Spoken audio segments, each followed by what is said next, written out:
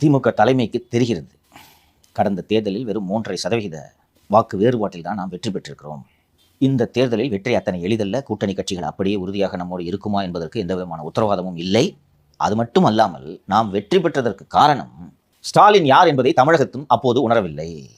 2021 நான் முதல் முறையாக வாக்களிக்கும் போது நம் காதில் அப்போது சுனில் பிரசாந்த் கிஷோர் காதில் ஓதியது கடுமையான உழைப்பாளி, விடியல் தருவாரு.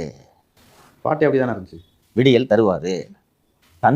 தந்தைக்கு தப்பாமல் பிறந்த பிள்ளை இவர்.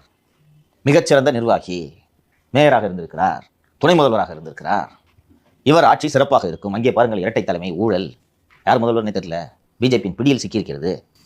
எடப்பாடி பழனிசாமி மக்களால் தேர்ந்தெடுக்கப்பட்ட முதல்வர் அல்ல, விபத்தில் முதல்வரானவர். ஆனால் ஸ்டாலினை பாருங்க, கருணாநிதியின் மகன். உங்களுக்கு நல்ல ஒரு பதவியேற்பு விழாவில் அவர் சொன்னது என்னன்ற ஞாபகம் இருக்கா? முத்துவேல் கருணாநிதி, ஸ்டாலின் எனும் நான். கருணாநிதியோட லெகசியை தூக்கிட்டு வர்றாரு. புரியுதா?